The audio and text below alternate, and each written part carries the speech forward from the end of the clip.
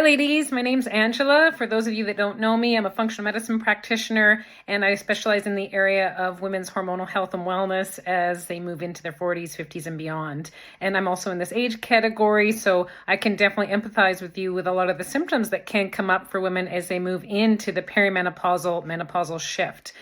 So for most women, this is over the age of 40.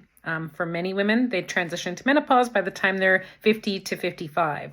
So with this, some of the common symptoms are definitely hot flashes, poor sleep, weight gain, digestive issues, upset with the gut, more bloating, bowels aren't moving as well, or they're not as consistent as far as the quality. There's all kinds of different things that can show up for us. Another big one is mood imbalance. So women tend to have more anxiety, more depression, they're more emotional, they have more symptoms that are mood-based and emotionally based in this time of life. Now, what I wanted to talk about in regards to this last potential symptom is it's very common for women, and a lot of women assume it is purely tied into hormone imbalance. And the symptoms of hormone decline as you're moving towards perimenopause and menopause. So what does happen for sure is female sex hormones do decline, estrogen and progesterone. And they do decline at an uneven rate.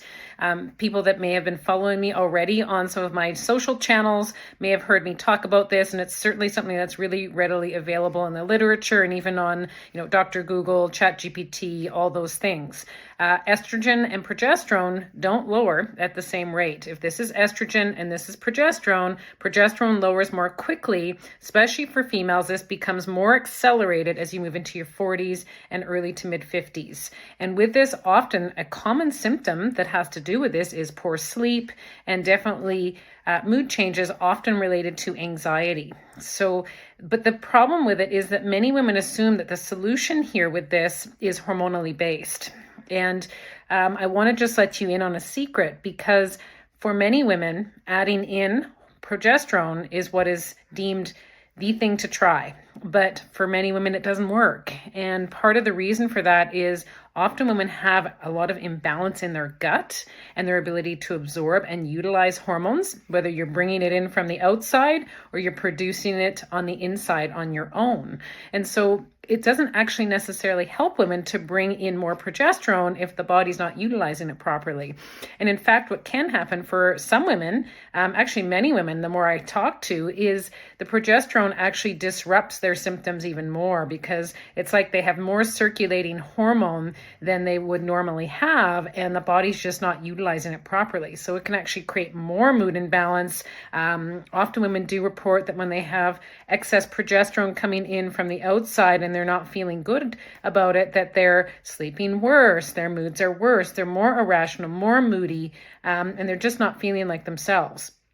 So for you, we have to be thinking this could be tied into your function in the gut, because the gut is one of the main processing centers for the hormones. So as female sex hormones lower, if you are having anxiety, we can't just look at hormones. We have to look at the gut, both for the processing and using of hormones. And then the other piece to this that many women don't realize is as the hormone levels lower, the female sex hormones, estrogen and progesterone, we actually have to start relying on some of the other systems in our body to keep our mood regulated. And one of those main systems actually is in the gut.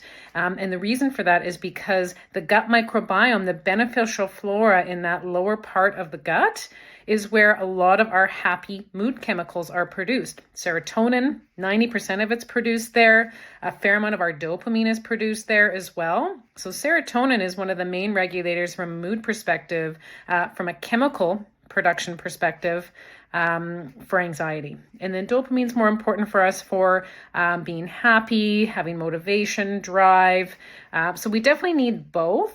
But if you're suffering more from anxiety related symptoms as you move towards and into the perimenopause, menopause shift, if you're in your 40s, 50s, or maybe slightly beyond, it's more likely that you are suffering from some dysfunction with the balance of serotonin, this main mood chemical, as hormone levels decline, estrogen and progesterone. And so we need to be looking at not just what can we do to help the hormones, but what can we do to help the gut? If 90% of that main mood chemical for helping balance anxiety is in the gut, that's a lot. That's most of it.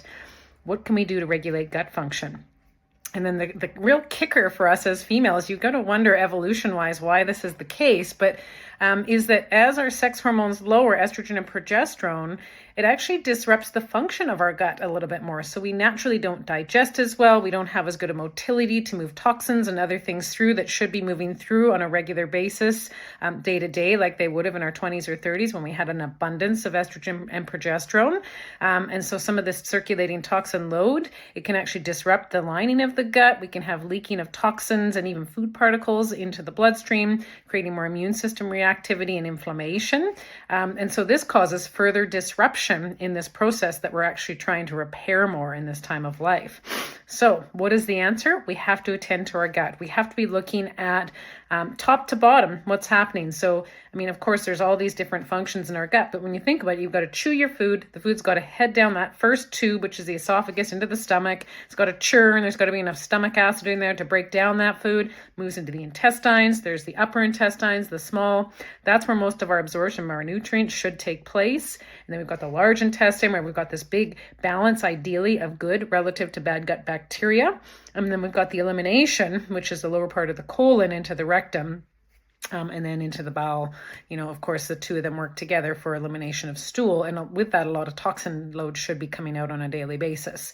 So this is if everything's working well. Now, often there is a lot of breakdown from top to bottom with different dysfunctions in the GI tract for various different reasons. And again, one of them actually has to do with hormone disruption, lowering of female sex hormones, estrogen and progesterone. So we've got to work on these areas. And often women will report, I never had GI symptoms before. I never had reflux or bloating or, feeling like I had intolerance to certain foods. My bowels always moved well, but they're more sluggish now. So a lot of women are just starting to notice this disruption in this time of life. So this is the time we need to attend to it. What's the best way to understand what's happening with our gut to help our hormones stay balanced, to help us with anxiety and regulation of mood during this time of life?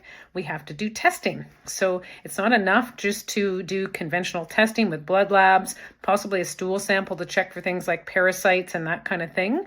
We need to go deeper, and we need to check on the whole function of the GI tract from top to bottom. We've got to check your enzyme capacity, so we can actually check the level of how much enzyme you're producing when we look at detailed gut analysis. We can look very specifically at the balance of your gut microbiome, the good bacteria relative to the bad. We want it to be this way versus the other way around.